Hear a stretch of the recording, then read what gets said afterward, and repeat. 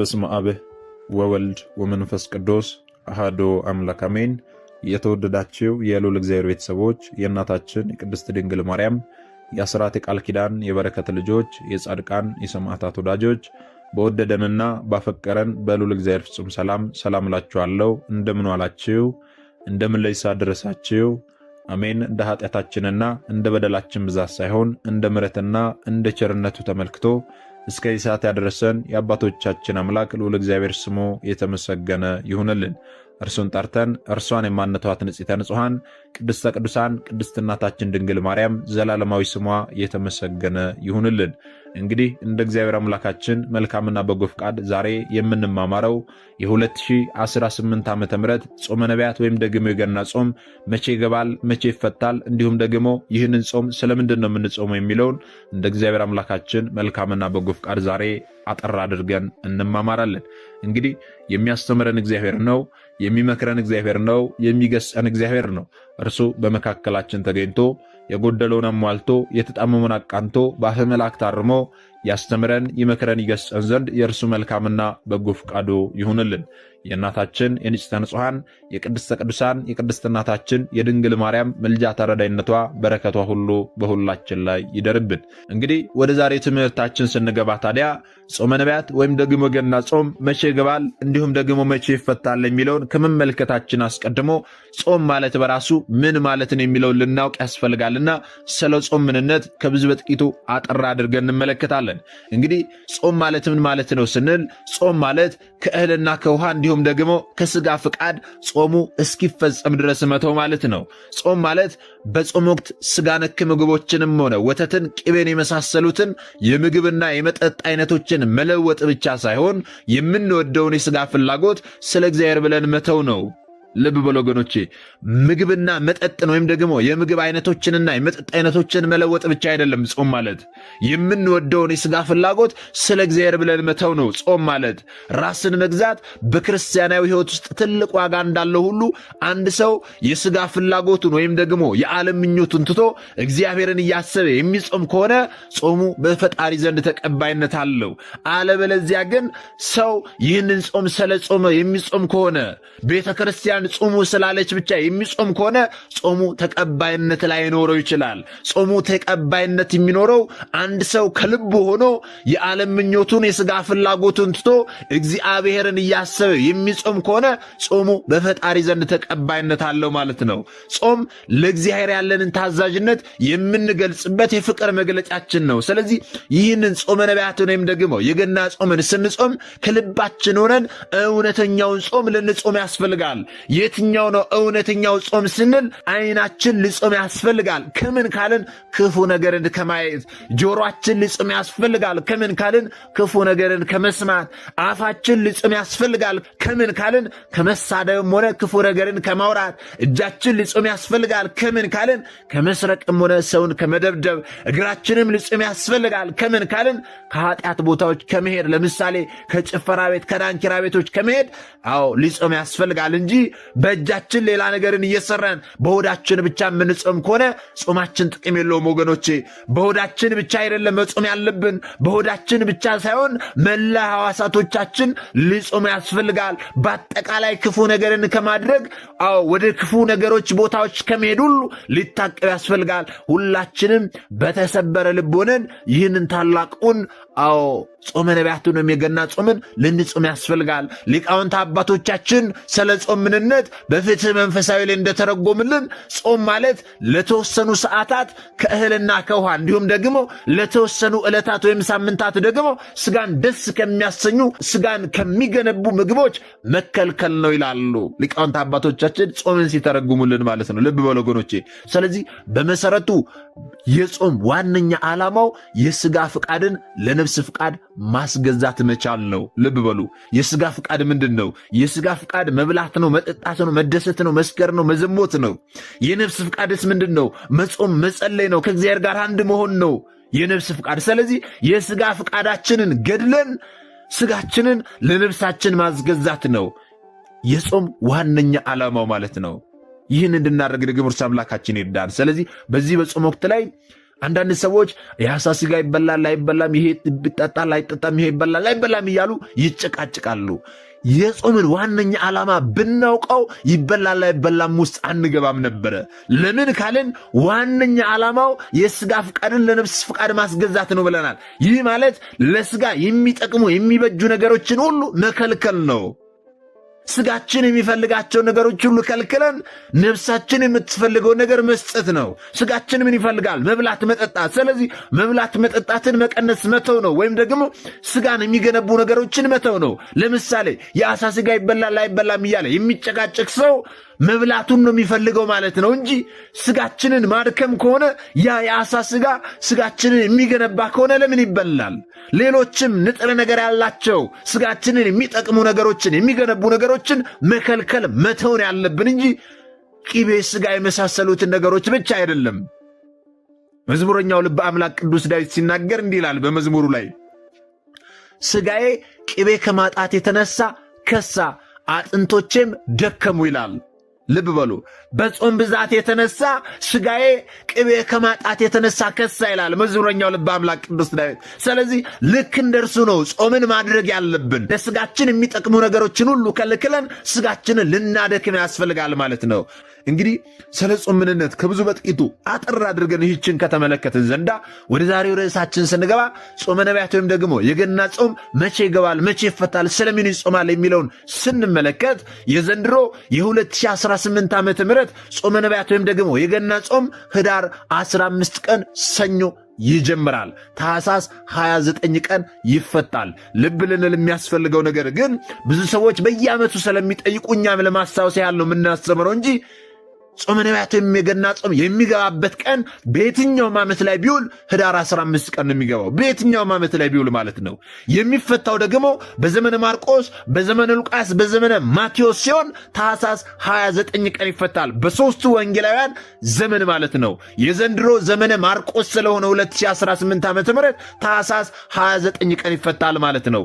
በአራት ዓመት አንዴ በዘመነ ዮሐንስ ደግሞ ታኅሳስ 28 ቀን ይፈታል ማለት ነው። ከዛ ውጭ ግን በሦስቱ ወንጌላውያን ዘመን ታኅሳስ 29 ቀን ነው የሚፈታው። መቼ ገብቶ? ህዳር 15 ቀን ገብቶ። ይህንን ሁላችሁም በደንብ ልብ ብላችሁ ካስተዋላችሁ በየዓመቱ አትጠይቁም። በደንብ ስለምትረዱ መቼ እንደሚገባ ስለምታውቁ ማለት ነው። ስለዚህ የጾመ ነቢያት ቅበላ እስከ መቼ ድረስ ያለው ነው ስንል እስከ ህዳር 14 ቀን ድረስ ቅበላ ነው ማለት ነው። ብዙ ሰዎች የቅበላን ስርዓት የሚያከናውኑበት መንገድ ፍጹም ስህተት ነው። እኛ ቅበላን የምናውቅበት መንገድና ቤተ ክርስቲያናችን የቅበላን ስርዓት ያዘጋጀችበት መንገድ እንዲሁም ደግሞ ስርዓቱ ፍጹም የተለያየ ነው። እኛ ቅበላ ብለን የምናከብረው ጾሙ ህዳር 15 ቀን የሚገባ ከሆነ ህዳር 14 ቀን በጾሙ ውስጥ የማንበላቸውን ምግቦች ሁሉ መብላት፣ ምግብን መበቀል እንያዝ ነው። መጠጥን መጠጣት፣ በጭፈራ ቤቱ በዳንኪራ ቤቱ ኃጢአትን መስራትን የተያዝ ነው። እኛ ቅበላ ብለን የምናከናውነው ማለት ነው። ቤተ ክርስቲያናችን ግን ቅበላ ብላ የቅበላን ስርዓት የሰራችንን ከዚህ ፍጹም ተቃራኒ በሆነ መንገድ ነው። ቅበላ ምንድን ነው የሚለውን ስንመለከት ቅበላ ማለት በእንግድነት ለሚመጣው እንግዳ ለእንግዳው የሚመጥነውን ያህል ክብር ለመስጠት አዘጋጅቶና ተዘጋጅቶ መቀበል ነው የቅበላ ትርጉሙ ማለት ነው። መንፈሳዊ ከሆነ ቅበላው ደግሞ በመንፈሳዊ ሕይወት ጸርቶ መዘጋጀት ነው። ለምሳሌ መጪው ጾም ከሆነ ለዚህ እንግዳ ለሆነ ጾም ንስሐ መግባት፣ እንዲሁም ደግሞ መጾም፣ መስገድ፣ በጾሙ ለሚፈጸሙ ስርዓቶች ሁሉ ራስን አዘጋጅቶ መቀበል ነው ትክክለኛው የቤተ ክርስቲያናችን የቅበላ ስርዓት ማለት ነው። በዚህም ምክንያት ታዲያ ሊቃውንት አባቶቻችን ቅበላን በመብልና በመጠጥ በመስከር በመዘሞት ሳይሆን ጾምን ራሷኑ ጾመው ቅበላ ያደርጉባት ነበረ። ራሷኑ ጾምን ጾመው በአዋጅ የታወጀውን ጾም ለመቀበል ይዘጋጁበት ነበረ። ምክንያቱ ስለምንድን ነው ስንል በጉጉት የሚጠብቋት የሚጠቀሙባት በዓመት የሚነፍቋትን የጾም እንግዳ ሊቀበሉ ነውና ጾምን ራሷኑ ጾመው ቅበላ ያደርጉባት ነበረ ሊቃውንት አባቶቻችን። ልብ በሉ እንግዲህ እንግዳ ሲመጣ እንደ እንግዳው ክብር መዘጋጀት ይገባናል። ስለዚህ አስቀድመን ጾመ ነቢያት ወይም የገና ጾም ከመግባቱ አስቀድሞ በጾም ወቅት ለምንፈጽማቸው ስርዓቶች ሁሉ አስቀድመን ልንዘጋጅ ያስፈልጋል። እኛ እንደ አባቶቻችን ማድረግ ባንችል እንኳን አዎ እነርሱ የሰሩትን ሥራ ሰርተን ልንመስላቸው ይገባናል ወገኖቼ እንጂ መጠጥ ቤቱን፣ ጭፈራ ቤቱን፣ የዝሙት መንደሩ ልናጨናንቅ አይገባም። መጽሐፍ ቅዱስ ከእንዲህ ያለ ግብርም መንደርም ራቁ ተለዩ ነው የሚለን። ቅበላ ምግብን በመበቀል አይደለምም አልነበርምም። በጾም ልክ እንደ አባቶቻችን ነው ስርዓቱ መሆን ያለበት። ለክርስቲያኖች በማይገባ በመብል በመጠጥ በዝሙር በጭፈራ በዳንኪራ ጾምን መቀበል ነውር ነው። ከነውርም በላይ ደግሞ ኃጢአት ነው ወገኖቼ። ስለዚህ ለክርስቲያን አብዝቶ መብላትና መጠጣት በማንኛውም ቀን ቢሆን በዚህ ግብር መታደምም መታየትም ማሰብም አይገባም።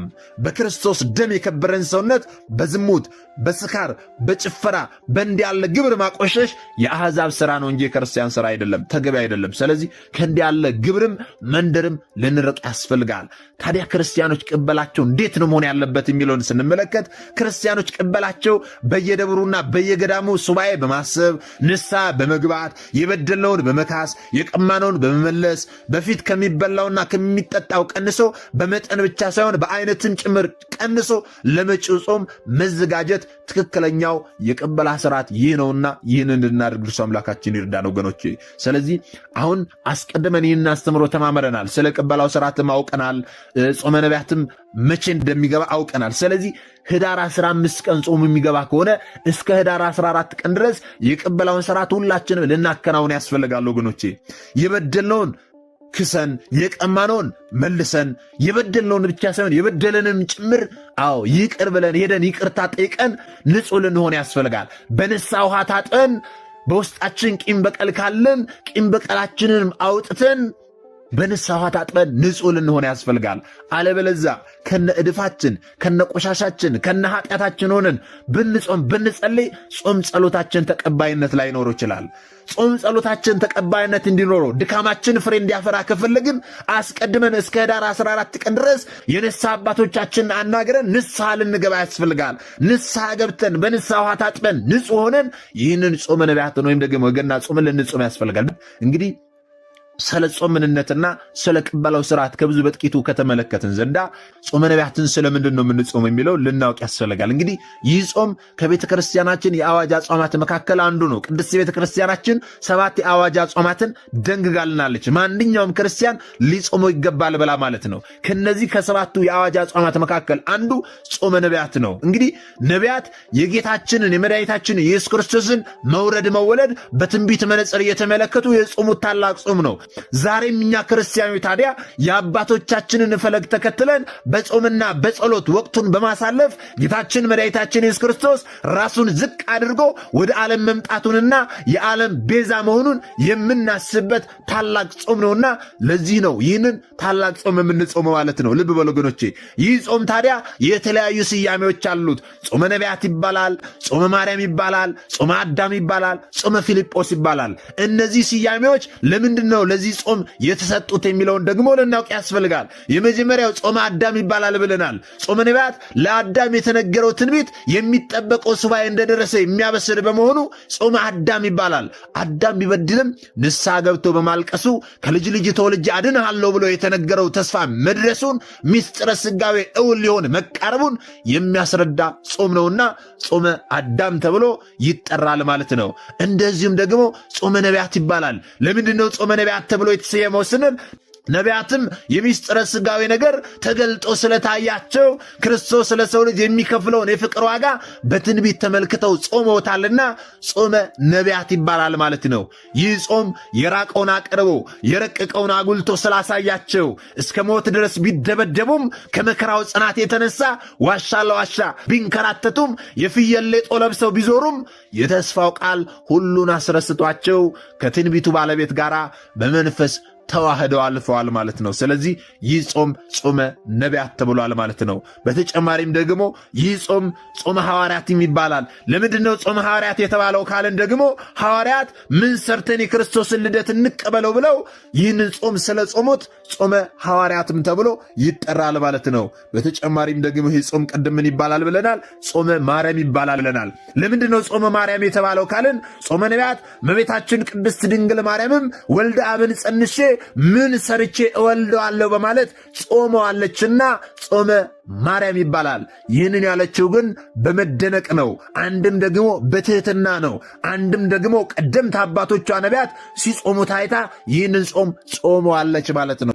እንዴት ጸንሼ እወልደዋለሁ ማለት ጥርጥር ሳይሆን ተደሞ ነው ወገኖቼ። ጥርጥር አድርጋችሁ እንዳትረዱ።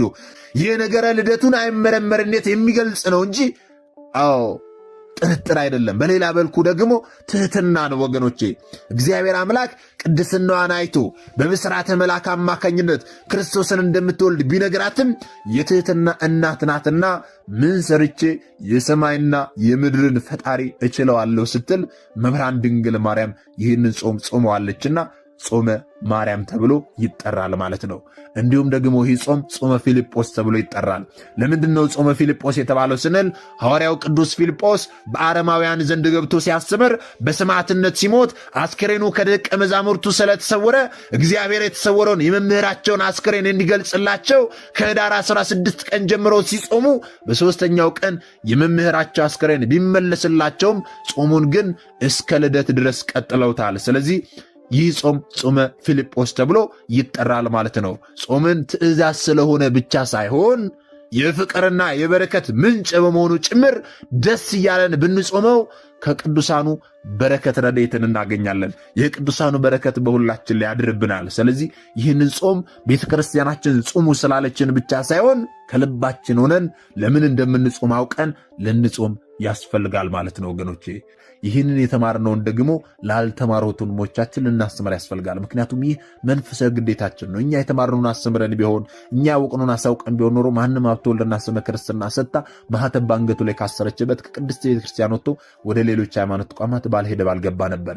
ነገር ግን እኔና እናንተ የተማርነውን ስለማናስተምር ያወቅነውን ስለማናሳውቅ ብዙ እህቶቻችን ወንድሞቻችን እየሳቱ ነው ያሉትና የሳቱትንም ለመመለስ ያሉትንም ለማጽናት አሁን ላይ የተማርነውን ወደፊትም የምንማረውን የቤተክርስቲያናችን አስተምሮ ልናስተምር ያስፈልጋል ማለት ነው።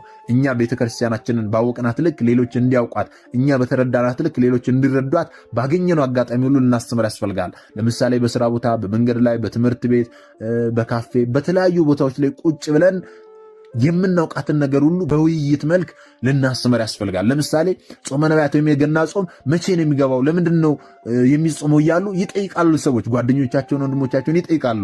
በሚጠይቋችሁ ጊዜ ደግሞ ተገቢ የሆነ መልስ ልትሰጡ ያስፈልጋል። የሚጾምበትን ቀን ብቻ መንገር ሳይሆን ለምን እንደሚጾም እንደዚሁም ደግሞ የቅበላው ስርዓት እንዴት እንደሆነ አሁን የተማማርነውን ሁሉ ባገኛችሁት አጋጣሚ ልታስተምሩ ያስፈልጋል። ራሳችሁ ማስተማር ከቻላችሁ ራሳችሁ፣ ካልቻላችሁ ደግሞ ይህንን አስተምሩ አውርዳችሁ በየሶሻል ሚዲያዎቻችሁ ላይም ጭምር እየለቀቃችሁ ልታስተምሯቸው ልታሰሟቸው ያስፈልጋልና እንዲህ ያደርገን መንፈሳዊ ግዴታችን ልንወጣ ያስፈልጋል። ይህን እንድናደርግ ደግሞ እርሱ አምላካችን ይርዳን። እግዚአብሔር አምላካችን እስካሁን አሳጥብቆ ያስተማረን መከረን የገሰጸን የአባቶቻችን አምላክ ልዑል እግዚአብሔር ስሙ የተመሰገነ ይሁንልን። የሰማነውን በዝነ ልቦናችን ያሳደርብን። ሰሚዎች ብቻ ሳንሆን በሰማነው ቃል 30፣ 60፣ 100 ያማረ ፍሬ አፍርተን ዛሬ ስሙ ቀዳሾች ነገ ደግሞ የመንግስቱ ወራሾች ያደርገን ዘንድ የእርሱ መልካምና በጎ ፈቃዱ ይሁንልን። ወስብሐት ለእግዚአብሔር ወለወላዲቱ ድንግል ወለመስቀሉ ክቡር። ይቆየን።